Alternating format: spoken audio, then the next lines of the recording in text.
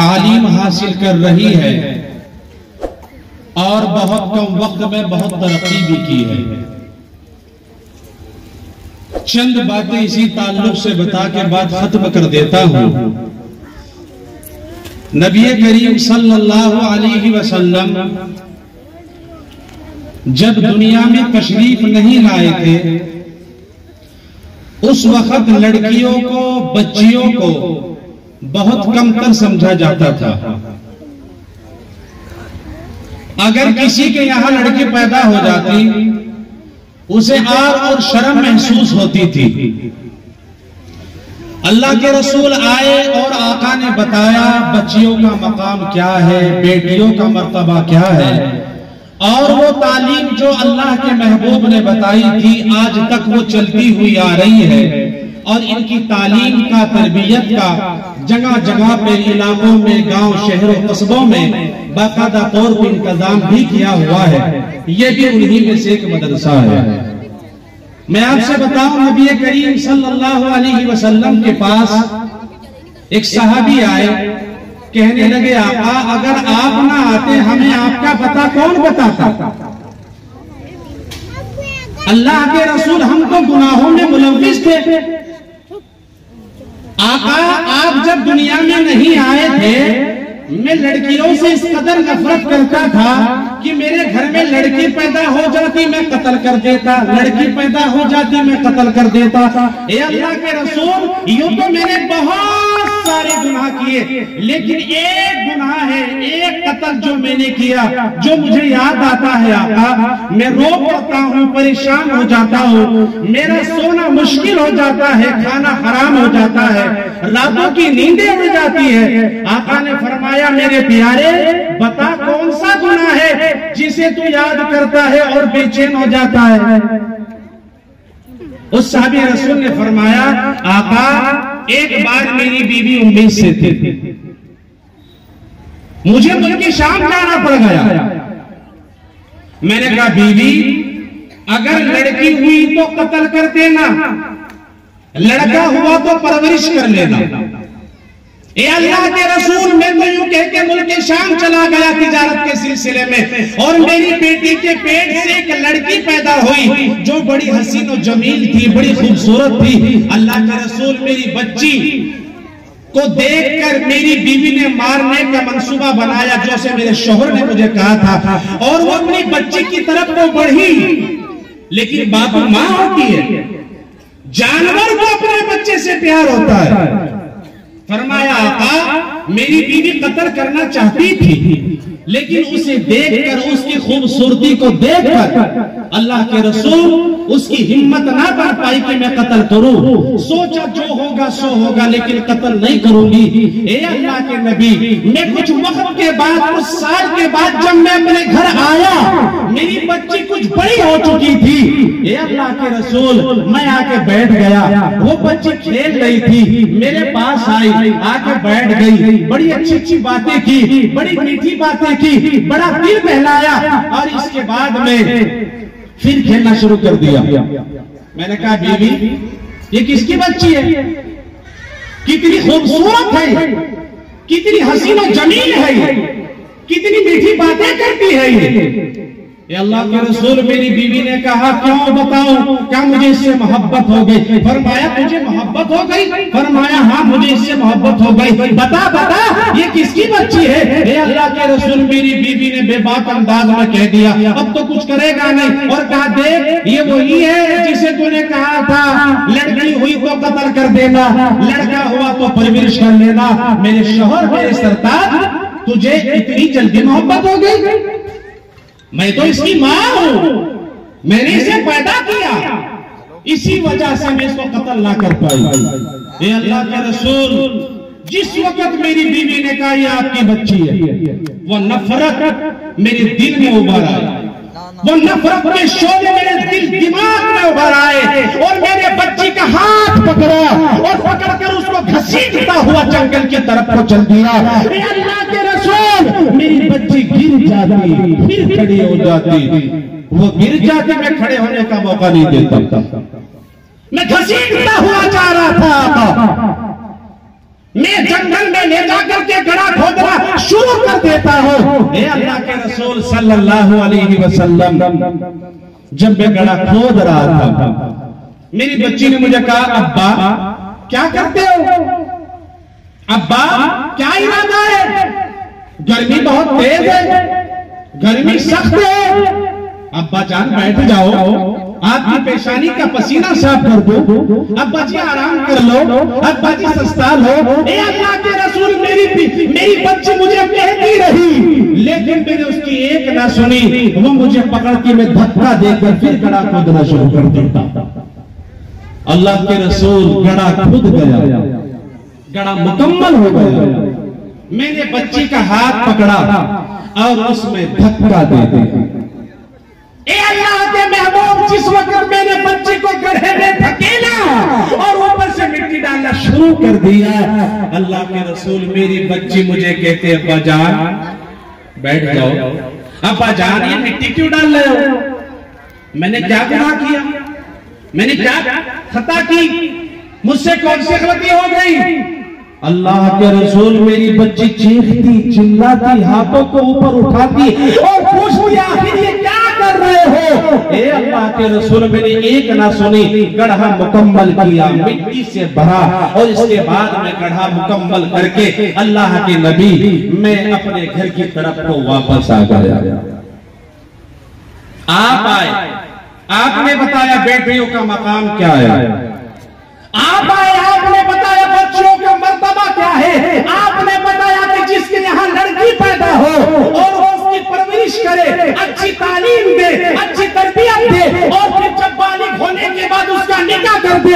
आका ने फरमाया मेरे लिए करीब होगा कि जिस तरह आपस की दो उंगलियां। अल्लाह के रसूल, आपने बताया कि जब घर में लड़का पैदा होता है तो नेमत है और लड़की पैदा होती है तो रहमत है। अल्लाह के नबी, आपने बताया कि जिस घर में लड़की पैदा होती है अल्लाह की रहमत की बरकत उस घर के ऊपर उतर जाती है। ए अल्लाह के रसूल, हम तो गुनाह करते करते इस कदर गुनाहों के अंदर मुलव्विस थे, इस कदर गुनाह करते करते उस दर्जे पे जा चुके थे। आप ना आते हमें कौन बताता? आप ना आते हमें कौन बताता? आप ना आते हमें लड़कियों के बारे में उनके मकाम मर्तबे कौन समझाता? अल्लाह के रसूल, वो मेरी बच्ची का कहना अब्बा जान बैठ जाओ, वो मेरे लड़की का कहना अब्बा जान आराम कर लो, लाओ आपके पेशानी का पसीना साफ कर दो, थोड़ी देर सुस्ता लो, थोड़ी देर बैठ जाओ।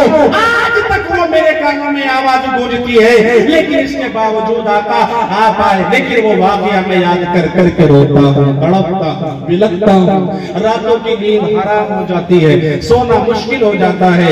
नबी करीम सल्लल्लाहु अलैहि वसल्लम उसकी तरफ देखा और देखने के बाद ये फरमाया, जी चाहता है तुझे सजा दो, लेकिन ना, अल्लाह ताला ने तेरे सारे गुनाहों को माफ कर दिया जो तूने पहले कर दिए, तेरी सारी खताएं माफ हो गई।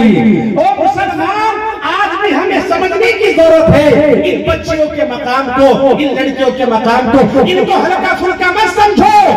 अपनी बच्चियों को कुरान पाक की तालीम से जोड़ो, इनको मदरसा क्या हुसैनिया है, मदरसा हुसैनिया चको में जो गांव है जहां बैठा, यहां भेजो। आज मदरसों की तरफ मेरी मां, मेरी बेटियों सुनो, ये आपकी बच्चियां, छोटी छोटी मासूम बच्चियां, अगर एक मर्द पढ़ता है वो बाहर जाकर मेहनत करे, कोशिश करे, लेकिन जब एक लड़की पढ़कर निकाह करके किसी के घर को जाती है, याद रखो, अगर उसकी तालीम अच्छी हो, अल्लाह के कुरान को अच्छा पढ़ना जानती हो, दीन और शरीयत को पहचानती हो, याद रखो वो लड़की उस घर को जन्नत का माहौल बना देती है। लेकिन यही लड़की जब इसके अंदर जिहालत आती है, जब ये अनपढ़ होती है, इसे कुछ नहीं आता, उसी घर को जहन्नम का माहौल बना देती है। इसीलिए अपनी बच्चियों को अल्लाह के कुरान से जोड़ो और इनको अल्लाह के कलाम सिखाओ, पढ़ाओ, इंशाअल्लाह अल्लाह तुम्हें क्या अता करेगा। ईमानदारी से बताओ, आप तमाम हजरात मौजूद है, ये जो दरवाजों पर खड़े, अंदर आ जाओ, जलसा खत्म होने वाला है, आप हाथ बांधे खड़े रहिए और काम हो जाएगा। अच्छी बात नहीं है दरवाजे पे खड़ा होना, बहुत गलत बात है। आगे इतनी खाली जगह पड़ी, आगे नीचे आके बैठ जाओ। बात को मानने वाले बड़े होते हैं। उलामा की इज्जत खड़े होके नहीं होती, बैठकर होती है। ईमानदारी से बता, मरना है कि नहीं सबको? अरे जबान से बोल लो ना, हिला रहे अल्लाह के बंदो, मरना है कि नहीं? सबको मरना या कोई चाहिएगा? जो जो जगह हाथ खड़ा होगा जिसे, अच्छा सबको चाहिए। अच्छा मरना है कि नहीं? कुल्लु मन अलैहा फान व यबका वजहु रब्बिका ज़ुल जलाली वल इकराम। बता, जब तेरी मौत का वक्त होगा, अगर तूने अपने बच्चों को अल्लाह का कुरान ना पढ़ाया, ये तेरा बेटा था जिसको तूने स्कूल पढ़ाया, बड़ी अच्छी बात है, यूनिवर्सिटी पढ़ाई, बड़ी अच्छी बात है, लेकिन अल्लाह के कुरान से ना जोड़ा। बता, जब तेरी मौत का वक्त होगा तो जिंदगी मौत के झूले में झूल रहा होगा, अपनी फटी हुई आंखों से छुपी हुई दुनिया को देख रहा होगा। ओ मेरे प्यारे बता, उस वक्त तेरी रूह को आसानी से निकलवाने के लिए सूरह यासीन ये तेरा बच्चा कुरान वाला पढ़ेगा, या जिसको तुमने दुनिया का सबक पढ़ाया या वो पढ़ेगा? कौन पढ़ेगा? कुरान वाला। बोलो कौन पढ़ेगा? एक साथ बोलो बच्चे, बड़े बड़े हजरात बोलो, कुरान वाला।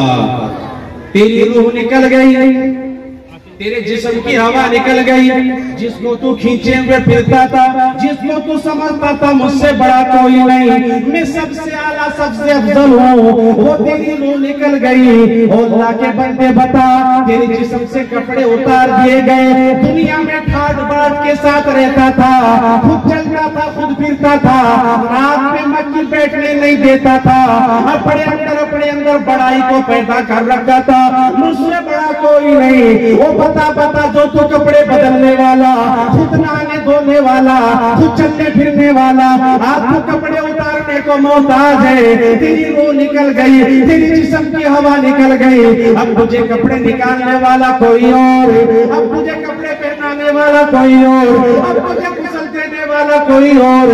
वो मेरे प्यारे बता, जब तेरी रूह निकल गई, तेरे जिस्म से कपड़े उतार दिए गए, पर्दे पे लेटा दिया गया, और उसके बाद में तुझे गुस्ल दे के कफन के टुकड़े में लपेट कर चारपाई पर लेटा कर मस्जिद के पास ले गए। ओ मेरे प्यारे बता, अगर तूने अपने बच्चों को कुरान ना पढ़ाया, इन मदरसों में ना भेजा, बता तेरा जनाजा रखा हुआ है और छठी सब में खड़े होकर कहेगा इमाम साहब इजाजत है, और खुद कहेगा जो इमाम साहब की नीयत वही मेरी नीयत, अल्लाह अकबर। इसलिए मदरसा हुसैनिया में भेजा ही नहीं था, इसलिए अल्लाह वालों के पास भेजा ही नहीं था, इसलिए कुरान पाक पढ़ाया ही नहीं था। अल्लाह अकबर कबीरा, खुदा की कसम, जो छोटी सब में खड़ा होकर कहेगा जो इमाम साहब की नीयत वही मेरी नीयत, अल्लाह अकबर। लेकिन ये कुरान वाला तेरे सीने के सामने खड़ा होगा और कहेगा अल्लाहुम्मा ग़फ़िरली हय्यिना व मय्यितिना व शाहिदिना व गाइबिना व सगीरिना व कबीरिना व ज़करिना व उन्साना। बताइए तेरा बच्चा कुरान वाला पढ़ेगा या जिसको तुमने दुनिया का सबक पढ़ाया या वो पढ़ेगा? कुरान वाला पढ़ेगा। कौन पढ़ेगा? कुरान वाला पढ़ेगा। तेरी जनाजे की नमाज हो गई, तुझे कब्रिस्तान में ले गए, तुझे कब्र में उतार दिया गया, आगे भी मिट्टी पीछे भी मिट्टी, दाएं भी मिट्टी बाएं भी मिट्टी, चारों तरफ मिट्टी मिट्टी। किसी ने कहा जा तेरा अब्बा दुनिया से चला गया, आज अपने बाप की कब्र पर मिट्टी डाल। वो तेरा अब्बा वो है जो खुद खाता नहीं खाता, तुझे खिलाता था, कपड़े खुद बनाता नहीं बनाता, तुझे पहनाया करता था, तेरी ज़रूरियात को पूरी किया करता था। तेरा अब्बा दुनिया से चला गया, आज अपने बाप की कब्र पे मिट्टी डाल। जब तुमने कुरान पढ़ाया नहीं, मदरसे में भेजा नहीं, खुदा की कसम बिना कुछ पढ़े मिट्टी के मूंढले उठा के 3 मरतबा डाल के और 17 मरतबा हाथ छाड़ के पेट में डाल के तरफ जाके खड़ा हो जाएगा। लेकिन ये कुरान वाला होगा कि तेरी कब्र पे जाएगा, मिन्हा खलकनाकुम व फीहा नुईदुकुम व मिन्हा नुखरिजुकुम तारतन उखरा। बताइए तेरा बच्चा कुरान वाला पढ़ेगा या दुनिया का जिसको सिर्फ दुनिया पढ़ाई या वो पढ़ेगा?